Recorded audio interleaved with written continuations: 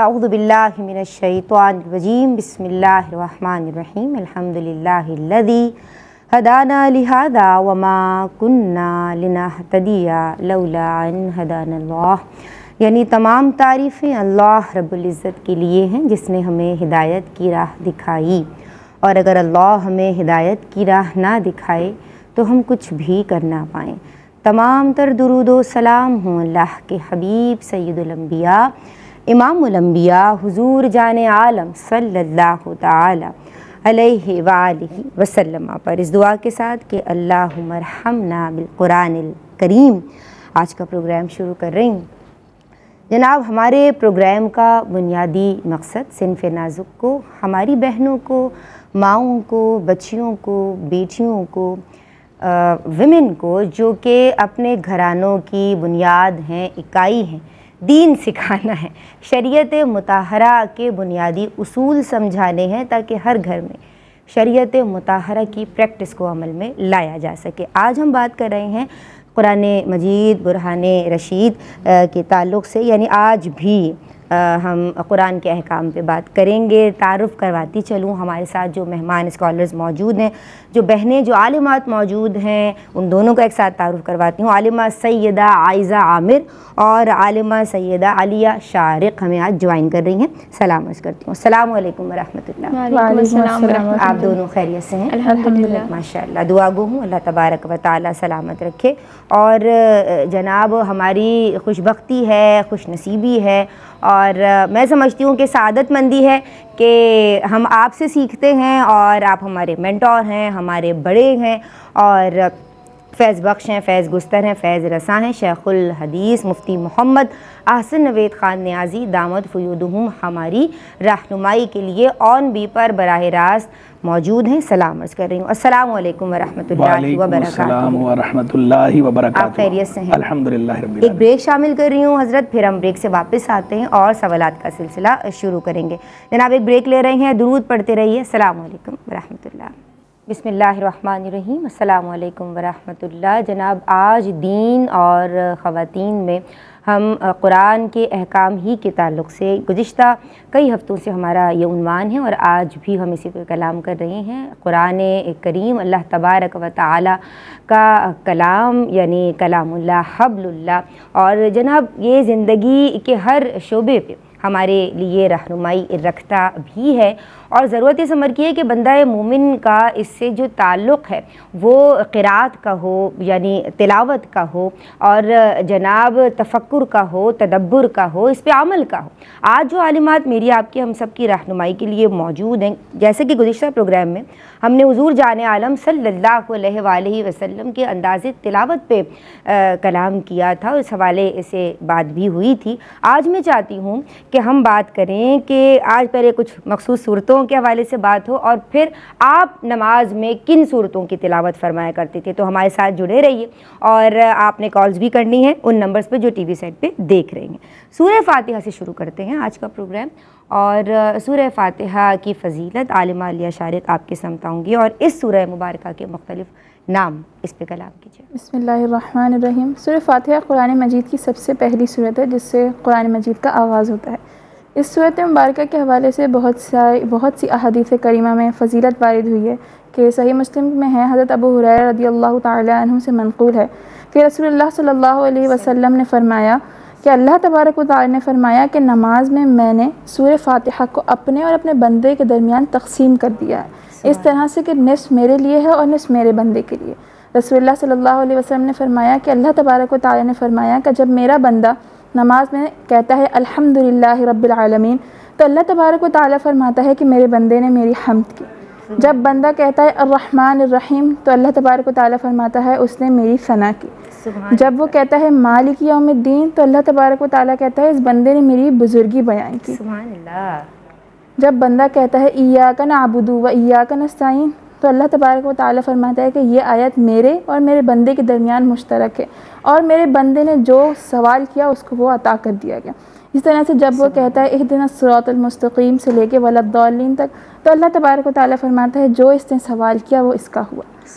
اسی طرح سے حدیث مبارکہ ہے کہ رسول اللہ صلی اللہ علیہ وسلم نے فرمایا کہ قرآن مجید کی عظیم ترین سورت سورہ الحمدللہ رب العالمین ہے۔ اسی طرح سے فرمایا کہ سورہ فاتحہ کی نہ زبور میں، نہ تورات میں، نہ انجیل میں، ایون قرآن مجید میں بھی کوئی اس کی دوسری مثل، کوئی اس کی نظیر موجود نہیں۔ جس طرح سے اس سورۃ مبارکہ کی بہت ساری فضیلتیں ہیں، اسی طرح سے اس کے نام بھی کئی احادیث کریمہ میں مذکور ہیں، جیسے اس سورت کو ام الکتاب، ام القرآن، سورۃ الدعاء، سورۃ المناجات اور سورۃ الشفا بھی کہا جاتا ہے۔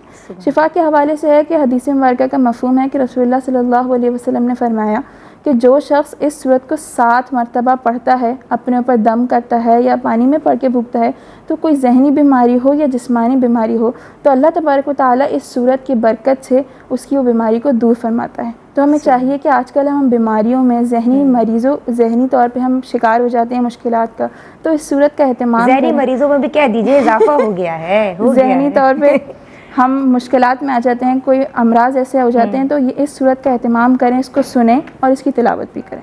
جی بالکل، ماشاءاللہ، میں آپ کی سمجھاؤں گی۔ اور عالمہ عائزہ عامر، مجھے یہ بتائیے کہ سورہ آل عمران کی فضیلت کے تعلق سے قرآن مبارک کریم کی یہ جو تیسری مبارک سورہ ہے، اس کے بارے سے اللہ تبارک و تعالی نے قرآن کریم فرقان حمید کا نزول انسانیت کی ہدایت اور رہنمائی کے لیے فرمایا ہے۔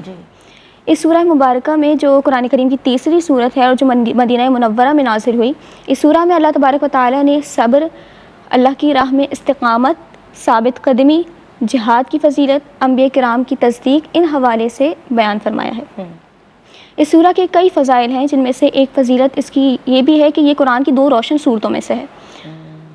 چنانچہ حضرت ابو امامہ رضی اللہ تعالیٰ عنہ بیان فرماتے ہیں کہ حضور سید عالم صلی اللہ تعالیٰ علیہ وآلہ وسلم کا فرمان عالی شان ہے کہ قرآن پاک میں 2 روشن صورتیں ہیں، ایک سورہ بقرہ اور دوسری سورہ آل عمران۔ یہ قیامت کے روز 2 صائبان کی صورت میں یا 2 بادلوں کی طرح یا صف بستہ پرندوں کی قطاروں کی طرح آئیں گی اور یہ اپنے پڑھنے والوں کے لیے شفاعت کریں گی۔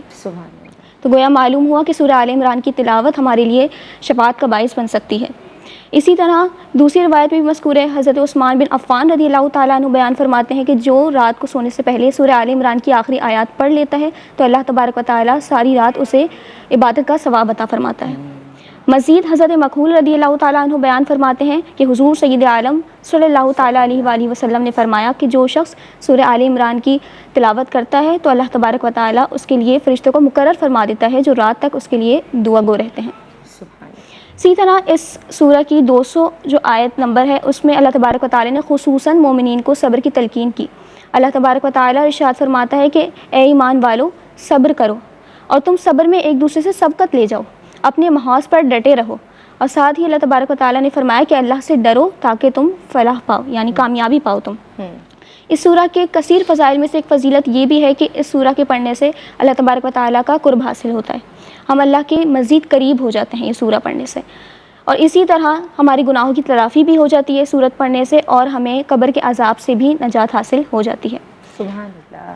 گویا کہ معلوم ہوا کہ اتنی جامع صورت ہے کہ اس کے پڑھنے سے اللہ تبارک و تعالیٰ ہمارے دلوں کو بھی منور فرماتا ہے، اللہ تبارک و تعالیٰ ہماری عقل کو روشن کرتا ہے، اور ساتھ یہ کہ ہمارا اللہ تبارک و تعالیٰ سے جو تعلق ہے وہ مزید مضبوط ہو جاتا ہے۔ ماشاءاللہ ماشاءاللہ، میں آپ کی سمجھاؤں گی، اور سب آپ اس تعلق سے ہم سب کی رہنمائی فرمائیے ان دونوں مبارک سورہ کی فضیلت، اور یعنی جو بہنوں نے کلام کیا اس پہ کامنٹ فرمائیے۔ بسم اللہ الرحمن الرحیم، صلی اللہ علیہ حبیب محمد وعلی آلہ وصحبہ وبارک وسلم۔ سورہ فاتحہ کی جہاں تک بات ہے تو سورہ فاتحہ کو کئی ناموں سے یاد کیا جاتا ہے، اور ویسے بھی یہ عربی زبان کا ایک قاعدہ ہے کہ کثرت الاسماء تدل علی شرف المسمى، کہ ناموں کی کثرت مسمى کے شرف پر دلالت کرتی ہے۔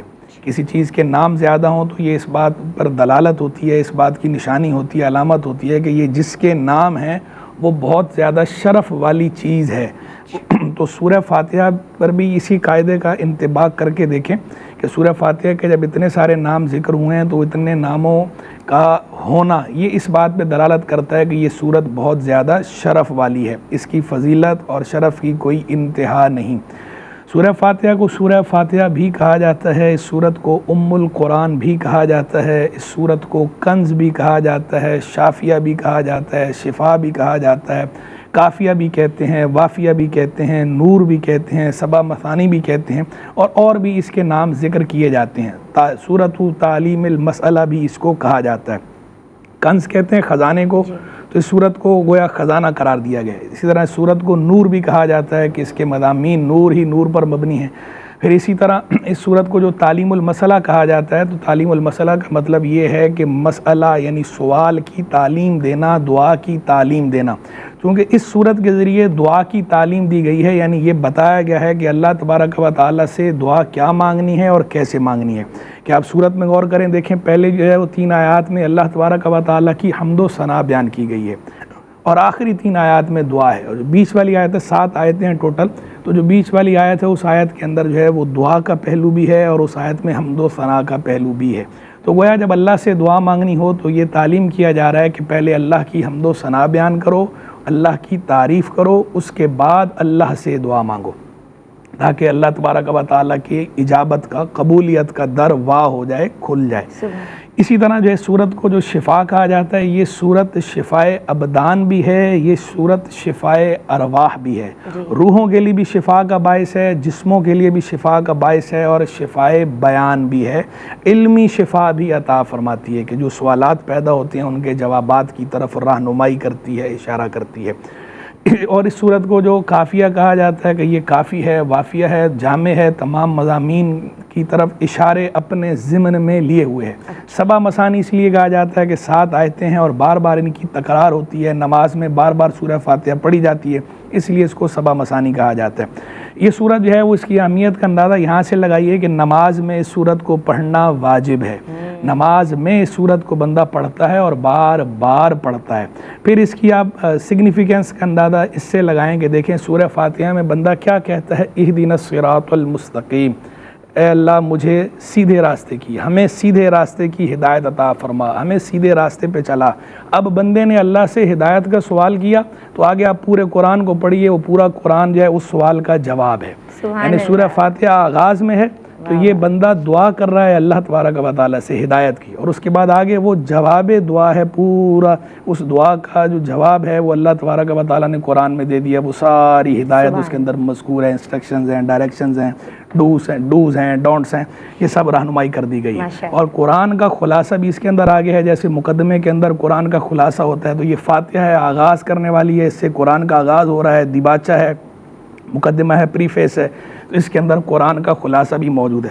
فاتحہ کا معنی کھولنے والی بھی ہوتا ہے، تو یہ علوم کو کھولنے والی ہے، ہدایت کے دروازے کھولنے والی ہے، اس لیے بھی اس کو سورہ فاتحہ کہا جاتا ہے۔ کیا بات ہے، ماشاءاللہ، مختلف ڈائمنشن سے آپ، اور ابھی بھی اگر آپ بولتے رہتے تو ہم سنتے رہتے، اور آپ کال کی وجہ سے ماشاءاللہ مجھے اندازہ ہے۔ السلام علیکم، ایک کالر ہمارے ساتھ ہیں۔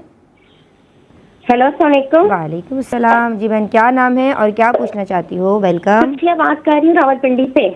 اچھا، پنڈی سے بات کری، کیسی ہیں آپ؟ جی جی، کہ درود تاج اور درود تنزیلہ پڑھنا یہ حدیث سے ثابت ہے یا نہیں؟ ٹھیک ہے ٹھیک ہے بہن، اور کوئی سوال ہے؟ اور اوکے ٹھیک ہے جی بیٹا، آپ کے سوال میں نے نوٹ کر لیا ہے۔ جی حضور، بات مکمل کیجیے۔ آپ کی بات مکمل ہو گئی؟ بہت شکریہ آپ کا۔ اچھا، میں آپ کی سمجھاؤں گی، اور سورہ زلزال کے تعلق سے بتائیے، سورہ تکاثر، اما پارا میں یہ جو صورتیں موجود ہیں ان کی فضیلت پہ کلام کیجیے۔ سورہ زلزال 8 آیات پر مشتمل صورت ہے۔ اس کی فضیلت کے متعلق حضور علیہ الصلوۃ والسلام نے فرمایا کہ جو شخص سورہ زلزال کی تلاوت کرتا ہے اسے نصف قرآن کا ثواب ملتا ہے۔ چھوٹی سی صورت 8 آیات پر 5 لائنوں پر مشتمل صورت ہے، جس سے صرف تلاوت کرنے سے ہمیں نصف قرآن کا ثواب ملتا ہے۔ تو ہم خواتین کاموں میں مشغول ہو جاتی ہیں، خاص کر کے تلاوت کی غرض سے جو ہے قرآن پاک کی تلاوت کرنے میں ہمیں مصروفیت کی وجہ سے دشواری پیدا ہوتی ہے۔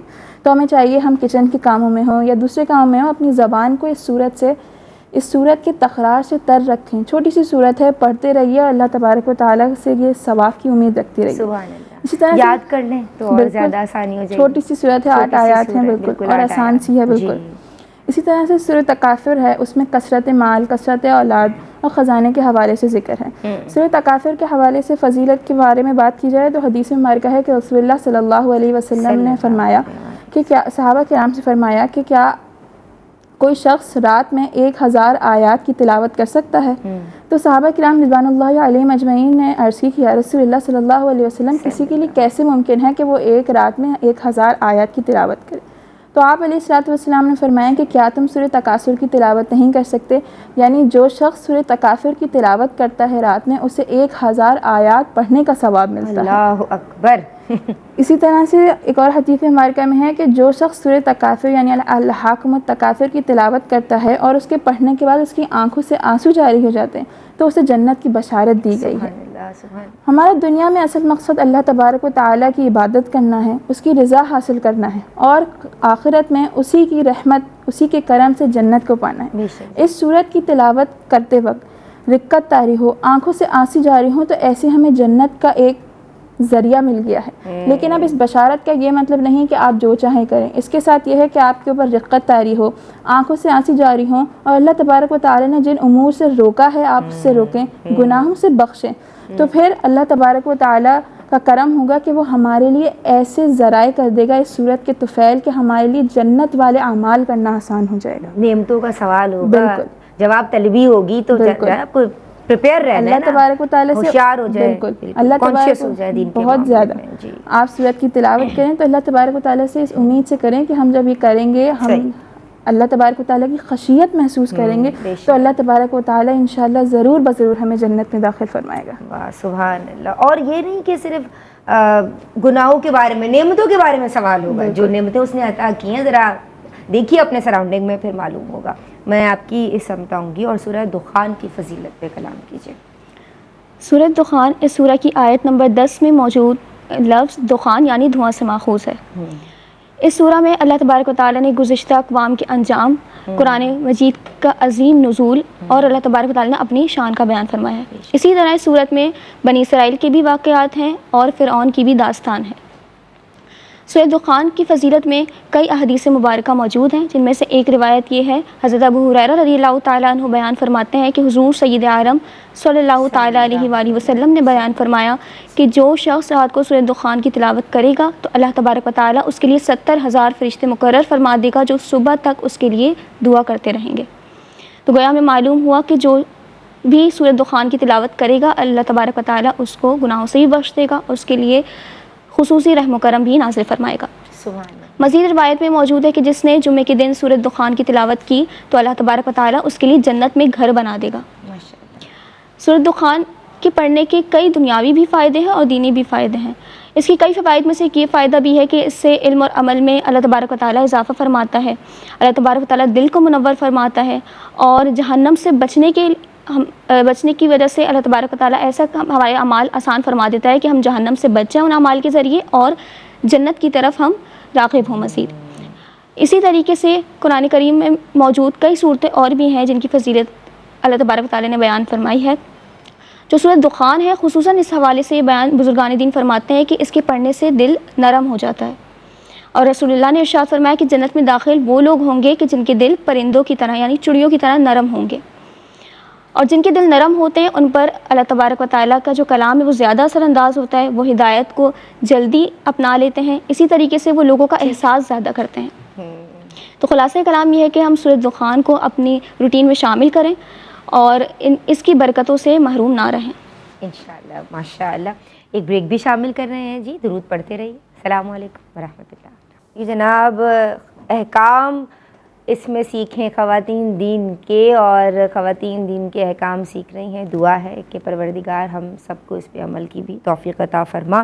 میں سب آپ کی سمجھاؤں گی، اور سورہ زلزال اور سورہ تکاثر کے فضائل کے باب میں کلام ہوا، اور سورہ دخان کی فضیلت میں چاہتی ہوں آپ کامنٹ فرمائیں۔ جی دیکھیں، ایک تو جو ہے وہ فضیلت کی جو الگ الگ فضائل وارد ہوئے ہیں روایات میں وہ تو اپنی جگہ، اس کے علاوہ یہ بات بھی ایک قابل غور ہے کہ یہ سب اللہ کا کلام ہے، کلام اللہ ہے، تو اللہ کا کلام ہونے کی جو جہت ہے یہ خود اپنے اندر ایک بہت بڑی فضیلت رکھتی ہے، اور پھر ہماری رہنمائی کے لیے، ہماری ہدایت کے لیے یہ سارا کلام نازل ہوا ہے۔ تو اگر الگ سے کوئی فضیلت وارد نہ بھی ہوتی تو بھی ہمیں یہ پڑھنے تو تھے ہی صحیح، اب جب الگ سے فضائل کا ترتب بھی اس پر ہو رہا ہے تو اس لیے ہمیں زیادہ اہتمام کرنا چاہیے پورے قرآن مجید فرقان حمید کی تلاوت کا بھی اور ان خاص صورتوں کی تلاوت کا بھی۔ اور جب تلاوت کریں تو تلاوت کے بعد چونکہ قرآن کا مقصود اصلی ہدایت ہے، اور ہدایت حاصل ہونی ہے اس وقت کہ جب ہم قرآن کو سمجھ کر پڑھیں گے، اس میں تفکر اور تدبر کریں گے، تو لہذا ان صورتوں کی تلاوت کرنا بھی نور ہے، اس کا انکار نہیں ہے۔ ہے بغیر سمجھے بھی، لیکن اگر کوئی سمجھ کر پڑھے گا تو یہ نور علی نور ہے، اور اس کا اہتمام بھی ضرور کرنا چاہیے۔ جب قرآن مجید فرقان حمید پڑھیں تو اس کا ترجمہ یا تفسیر ساتھ پڑھیں یا اس کے معنی میں غور کریں۔ اس کے معنی میں غور کریں گے تو اس سے آپ کے قلب میں سوز و گداز بھی پیدا ہوگا، اللہ تبارک و تعالیٰ سے تعلق بھی مضبوط ہوگا، اور آپ کی زندگی میں مثبت تبدیلی آئے گی، پازیٹیو چینج آئے گا۔ اور پھر ان آیات میں غور کریں، ان کے معنی میں غور کریں، اللہ کی عظمت کے بارے میں سوچیں کہ اللہ تبارک و تعالیٰ کیسا عظیم ہے، کیسی اس کی شان ہے۔ پھر جو مفہوم آیت جو بیان کر رہی ہے اس کے بارے میں غور کریں، اس میں کسی بات کو کرنے کا کہا جا رہا ہے اس کو کرنا ہے، کسی سے روکا جا رہا ہے اس سے رکنا ہے، اس سے باز رہنا ہے۔ پھر اسی طرح تیاری کرنی ہے قبر کی، آخرت کی تیاری کرنی ہے۔ اور ابھی وہ آیت جس کی طرف آپ خود اشارہ بھی کر رہی تھی، یہ جو سورہ تکاثر کی آخری آیت ہے، ثم لتسألن یومئذ عن النعیم، کہ پھر تم سے ضرور پوچھا جائے گا نعمتوں کے بارے میں، ضرور تم سے سوال ہوگا اللہ کی نعمتوں کے بارے میں۔ تو جو اللہ کی نعمتیں ہیں ان کے بارے میں آخرت میں سوال ہونا ہے، قیامت کے روز سوال ہونا ہے۔ باقاعدہ حدیث میں سوالات بھی بیان ہوئے ہیں کہ عمر کے بارے میں سوال ہوگا، جوانی کے بارے میں سوال ہوگا، مال کے بارے میں سوال ہوگا، اور کیسے کمایا، کہاں خرچ کیا، یہ سارا سوال ہونا ہے۔ اور بعض روایات میں جو 4 باتوں کا ذکر فرمایا اور بعض روایات میں 5 باتوں کا ذکر فرمایا، دونوں ہی صحیح حدیث ہیں کہ یہ جب تک ان چیزوں کے بارے میں پوچھ نہیں لیا جائے گا اس وقت تک بندہ اپنی جگہ سے قدم بھی نہیں ہلا پائے گا۔ یعنی یہ جواب سب نے دینا ہے کہ یہ جو اللہ کی نعمتیں ہیں، یہ اللہ نے ہمیں نعمتیں عطا فرمائی ہیں، جو صحت عطا فرمائی، فراغت عطا فرمائی، ذہانت عطا فرمائی، یہ جو جسم ہے یہ بھی اللہ کی نعمت ہے، روح بھی اللہ کی نعمت ہے، رشتے ہمارے یہ اللہ کی نعمت ہیں، خوراک، یہ سب چیزیں اللہ کی نعمت ہیں۔ تو نعمتوں کی قدر بھی کرنی ہے اور نعمتوں کے ضیاع سے بھی بچنا ہے، اور نعمتوں کو ضیاع نہیں کرنا چاہیے۔ اور یہ جو نعمتیں جو اللہ نے دی ہیں انہیں اللہ کی نافرمانی کے کاموں میں خرچ نہ کرنا، یہ حقیقی شکر ہے۔ ایک تو زبان سے اللہ کا شکر ادا کرنا ہے، دوسرا عمل کے ذریعے کہ جو نعمتیں اللہ نے عطا فرمائی ہیں اللہ کی نافرمانی والے کاموں میں ان نعمتوں کو خرچ نہ کیا جائے، یہ نعمتوں کا حقیقی شکر ہے۔ میرے خیال میں کال ہے۔ بہت شکریہ مفتی صاحب، ماشاء اللہ آپ کی کیا بات ہے۔ ایک کالر ہمارے ساتھ ہیں جی، میں شامل کر رہی ہوں۔ السلام علیکم۔ السلام علیکم۔ وعلیکم السلام۔ جی بہن، کیا نام ہے، کیا سوال کرنا چاہتی ہیں؟ خوش آمدید کہتی ہوں جی، کیا سوال کرنا چاہتی ہیں؟ ٹی وی سیٹ کی آواز بند کیجئے اور میری آواز بند۔ کرنا چاہتی ہوں۔ سوال نہیں کرنا چاہتی ہیں؟ اچھا جی، اصل میں ہوتا یہ ہے کہ ہم کہیں بہت ساری جگہوں پہ جو ہے نا ہمارا دھیان ہوتا ہے، ٹی وی کی آواز ہم بند کرتے نہیں ہیں، ٹی وی پہ بھی سننا چاہ رہے ہوتے ہیں، تو ایسا پاسبل نہیں ہے۔ آپ جب یہ پروگرام ریپیٹ ٹیلی کاسٹ ہوتا ہے تو تب اپنی آواز کو جی بھر کے سن لیا کیجیے، ابھی آپ فون پہ توجہ دیا کیجیے۔ جی سب آپ کی بات مکمل ہو؟ جی، تو میں گزارش کر رہا تھا کہ نعمتوں کی قدر کرنی چاہیے اور اللہ کی نافرمانی والے کاموں میں خرچ نہیں کرنا چاہیے، اور زوال نعمت سے بچنے کی دعا بھی مانگنی چاہیے۔ حضور جان عالم علیہ الصلوۃ والسلام سے ایک روایت منقول ہے کہ آپ علیہ الصلوۃ والسلام نے ارشاد فرمایا کہ میں جب چاہوں ملتزم پہ دیکھ لوں کہ جبریل ملتزم سے لپٹے ہوئے ہیں۔ باب کعبہ اور حجر اسود کے درمیان کا جو حصہ ہے اس کو ملتزم کہا جاتا ہے، اور یہاں پر دعا قبول ہونے کی بشارت بھی احادیث کے اندر آئی ہے۔ تو آپ نے فرمایا میں نے جب چاہوں دیکھوں کہ جبریل وہاں لپٹے ہوئے ہیں اور یہ دعا مانگ رہے ہیں، یا واجد یا ماجد لا تزل عنی نعمتا انعمت بها علیہ۔ مفہوم یہ ہے کہ اے اللہ، اے واجد، اے ماجد، تو اس نعمت کو مجھ سے زائل نہ فرما جو تو نے مجھے عطا فرمائی ہے۔ تو زوال نعمت سے بچنے کی دعا بھی مانگنی چاہیے، اللہ کی نعمتوں پر اللہ کا شکر بھی ادا کرنا چاہیے، الحمدللہ بھی کہنا چاہیے، دل سے شکر گزار ہونا چاہیے، اور اللہ کی نافرمانی سے بھی بچنا چاہیے۔ یہ کامل شکر ہے۔ سبحان اللہ، اللہ تبارک و تعالی ہم سب کو اپنا حقیقی شکر ادا کرنے کی توفیق عطا فرمائے۔ ماشاء اللہ، میں آپ کی سمت آؤں گی، اور اب ہم اس سوال کی جانب آتے ہیں کہ انٹرو میں ابتدائی گفتگو میں جس کا میں نے اشارہ بھی کیا تھا، اس کی جانب میں نے اشارہ کیا تھا کہ حضور جان عالم صلی اللہ علیہ وآلہ وسلم نمازوں میں خاص طور پہ کن صورتوں کی تلاوت فرمایا کرتے تھے؟ حضور علیہ الصلوۃ والسلام ہر چیز میں اعتدال کا اعتبار کرتے تھے۔ آپ علیہ الصلوۃ والسلام وقت کی گنجائش، وقت ہے، زیادہ ہے، سفر ہے یا حضر ہے، ان سب کا اعتبار کرتے ہوئے صورتوں کا نماز میں چناؤ کرتے، کیونکہ آپ علیہ الصلوۃ والسلام کے ساتھ صحابہ کرام موجود ہوتے، ان کی بھی مصروفیات ہوتی ہیں، تو ان کا بھی اعتبار کرتے۔ کہ حدیث مبارکہ ہے کہ حضور علیہ الصلوۃ والسلام فجر اور ظہر کی نماز میں طوال مفصل یعنی وہ صورتیں جو طویل ہوتی ہیں ان کی تلاوت فرماتے، اور وہ صورتیں ہیں 26ویں پارے کی سورہ حجرات سے لے کے سورۃ البروج تک، اما پارے کی سورۃ البروج تک. اور آپ عصر اور عشاء میں اوساط مفصل یعنی سورہ طارق سے لے کے سورہ بینہ تک، اور قصار مفصل یعنی جو سب سے چھوٹی صورتیں ہیں سورہ زلزال سے لے کے سورہ ناس تک مغرب میں تلاوت فرماتے. کیونکہ صحابہ کرام مصروف ہوتے اس لحاظ سے اسی کا آپ چناؤ کرتے. فجر میں طویل صورتوں کا چناؤ کرنے کا مقصد یہ ہوتا ہے کہ وہ فارغ وقت ہوتا ہے، اس میں کوئی دوسری مصروفیت نہیں ہوتی، کوئی دوسری ذمہ داری نہیں ہوتی، تو آپ علیہ الصلوۃ والسلام طویل صورتوں کا انتخاب فرماتے. اب ہم حضور علیہ الصلوۃ والسلام کی تنہا نماز پڑھنے کی طرف اگر نظر کریں تو آپ علیہ الصلوۃ والسلام کی تہجد کی نماز، حضرت عائشہ صدیقہ رضی اللہ تعالی عنہ بیان فرماتی ہیں کہ حضور علیہ الصلوۃ والسلام جب قیام فرماتے تو آپ اتنا طویل قیام فرماتے کہ آپ کے پاؤں مبارک پر ورم آ جاتا. سبحان اللہ. تو اللہ تبارک و تعالیٰ نے فرمایا کہ آپ کے اس قیام کے سبب سے آپ کے اگلے اور پچھلوں کے گناہوں کو بخش دیا گیا. حضرت عائشہ صدیقہ رضی اللہ تعالیٰ عنہ نے آپ علیہ الصلوۃ والسلام سے دریافت کیا کہ یا رسول اللہ صلی اللہ علیہ وسلم آپ اتنا طویل قیام کیوں فرماتے ہیں؟ تو آپ علیہ الصلوۃ والسلام نے فرمایا کیا میں اپنے رب کا شکر گزار بندہ نہ بنوں؟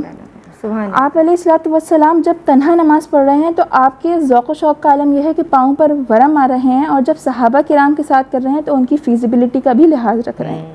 اسی طرح سے حضور علیہ الصلوۃ والسلام جب نماز فجر ادا فرماتے جمعے کی تو آپ پہلی رکعت میں سورۃ الاعلیٰ اور دوسری رکعت میں سورہ دہر تلاوت فرماتے. اسی طرح سے جب آپ عیدین اور جمعے کی نماز پڑھاتے تو پہلی رکعت میں سورۃ اعلیٰ اور دوسری میں سورۃ الغاشیہ کی تلاوت فرماتے. حضرت عائشہ صدیقہ رضی اللہ تعالیٰ عنہ سے پوچھا گیا کہ حضور علیہ الصلوۃ والسلام وتر میں کون سی نماز ادا فرماتے؟ تو حضرت عائشہ صدیقہ رضی اللہ تعالیٰ عنہ نے فرمایا کہ پہلی رکعت میں سورۃ الاعلیٰ یعنی سبح اسم ربک الاعلیٰ، دوسری رکعت میں سورہ کافرون یعنی قل یا ایھا الکافرون، اور آخری رکعت میں معوذتین اور سورہ اخلاص کی تلاوت فرماتے. یہ حضور علیہ الصلوۃ والسلام کا اعتدال ہے کہ آپ جب اپنی نماز پڑھ رہے ہیں تو جتنا طویل قیام ہے، جتنی طویل نماز پڑھنی ادا فرما رہے ہیں، اور جب صحابہ کرام ہیں تو ان کا بھی لحاظ رکھ رہے ہیں. تو حضور علیہ الصلوۃ والسلام کا جو یہ اعتدال ہے اسے ہمیں بھی اپنی زندگی میں لانا چاہیے. سبحان اللہ، سبحان اللہ، ماشاء اللہ. آپ دیکھیے کہ حضور جان عالم صلی اللہ علیہ وآلہ وسلم کتنی کیلکولیشن سے، کتنی مینجمنٹ سے اپنی زندگی کو اور دوسروں کے لیے کیا چیز زیادہ فیزیبل ہے، ان کی طبیعت پہ گرا نہ گزرے، ان کی مصروفیات سب کچھ دیکھ کے. اور میں چاہتی ہوں کہ مفتی صاحب بھی اس حوالے سے گفتگو فرمائیں، لیکن اس سے قبل مجھے یہ بتائیے گا کہ رات کو سونے سے پہلے کن صورتوں کی تلاوت مسنون ہے؟ روایات میں ایسی کئی صورتوں کا ذکر آیا ہے جو رات کو پڑھنا مسنون ہے، جیسے سورہ واقعہ، سورہ ملک، سورہ بقرہ کی آخری آیات، سورہ آل عمران کی آخری آیات، اسی طرح سورہ دخان، معوذتین، سورہ فلق اور سورہ ناس، سورہ اخلاص وغیرہ. یہ صورتیں رات کو پڑھنا مسنون ہیں. معوذتین اور سورہ اخلاص کے حوالے سے ام المومنین سیدہ عائشہ صدیقہ رضی اللہ تعالیٰ عنہ بیان فرماتی ہیں کہ حضور علیہ تحیۃ والثنا جب رات کو اپنے بستر مبارک پر تشریف لاتے تو آپ اپنے ہتھیلیوں کو جمع کرتے اور سورہ اخلاص، سورہ فلق اور سورہ ناس پڑھ کے ان پہ پھونکتے. پھر جہاں تک آپ کی ہتھیلیاں پہنچتی آپ اپنے جسم پر اپنے ہاتھوں کو مل لیتے تھے، اور یہ عمل آپ 3 مرتبہ فرماتے تھے. اسی طرح سورہ ملک اور سورہ سجدہ کے حوالے سے یہ روایات میں آیا ہے کہ نبی کریم صلی اللہ تعالیٰ علیہ وآلہ وسلم جب تک سورہ سجدہ اور سورہ ملک کی تلاوت نہیں فرما لیتے آپ نہیں سوتے تھے.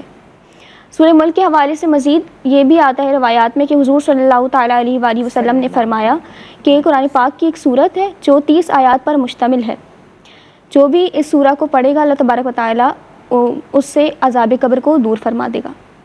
اسی طرح روایات میں یہ بھی آیا ہے کہ جو بھی شخص اس سورہ کو پڑھنے کا اہتمام کرتا ہے اللہ تبارک و تعالیٰ اس کے گناہوں کو بخش دیتا ہے اور اس کے لیے فرشتے مقرر کر دیتا ہے جو اس کے لیے مغفرت کی دعا کرتے ہیں. مزید سورہ واقعہ کے حوالے سے روایت میں آتا ہے کہ نبی کریم صلی اللہ تعالیٰ علیہ وآلہ وسلم نے فرمایا من قرأ سورۃ الواقعۃ فی کل لیلۃ لم تصبہ فاقۃ ابدا، کہ جو بھی شخص ہر رات سورہ واقعہ کی تلاوت کرے گا تو اللہ تبارک و تعالیٰ اس تک فاقے کو نہیں پہنچنے دیتا، یعنی اسے محتاجی سے، فقر سے دور کر دیتا ہے. اسی طریقے سے سورہ بقرہ کی جو آخری آیات ہیں، سورہ آل عمران کی جو آخری آیات ہیں، ان کے پڑھنے کی بھی روایت میں بہت فضیلت بیان ہوئی ہے.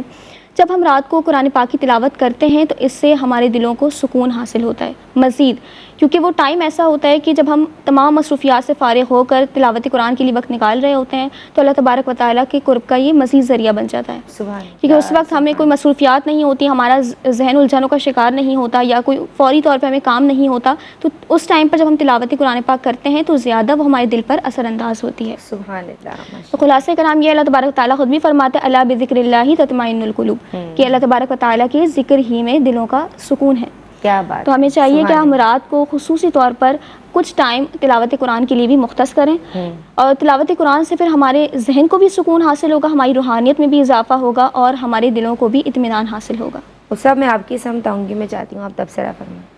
باقی تو ساری باتیں بیان ہو گئی، بس جو ہے وہ جمعے کے حوالے سے جو ہے وہ ایک تفصیل ذکر کر دیتا ہوں کہ جمعے کے دن جو فجر کی نماز ہوتی ہے اس کے بارے میں یہ مسنون عمل ثابت ہے کہ پہلی رکعت کے اندر سورہ الف لام میم سجدہ اور دوسری رکعت میں سورہ سورہ دہر پہلی رکعت میں سورہ الف لام میم سجدہ، دوسری رکعت میں سورہ دہر، یہ جمعے کی فجر کے بارے میں مسنون عمل ثابت ہے حضور جان عالم علیہ السلام سے۔ اسی طرح جمعے کے بارے میں جو سنت سے ہمیں پتہ چلتا ہے کہ کبھی آپ علیہ السلام جمعے میں پہلے سورہ جمعہ پڑھتے تھے، اس کے بعد سورہ منافقون پڑھتے تھے، کبھی آپ پہلی رکعت میں سورہ جمعہ پڑھتے تھے، دوسری میں سورہ غاشیہ پڑھ لیتے تھے، کبھی آپ پہلی رکعت میں سورہ اعلیٰ پڑھتے تھے اور دوسری رکعت میں سورہ غاشیہ پڑھ لیتے تھے۔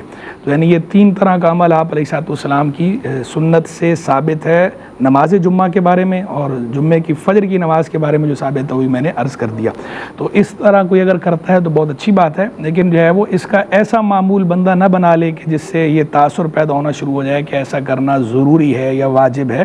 سنت کو سنت کے درجے میں رکھ کر کوئی اپناتا ہے تو ویل اینڈ گڈ، سبحان اللہ، بہت اچھی بات ہے، اس پہ اجر بھی ملے گا، لیکن کبھی کبھی اس کو ترک بھی کر دے تاکہ واجب کا گمان پیدا نہ ہو۔ بہت شکریہ مفتی صاحب آپ کا۔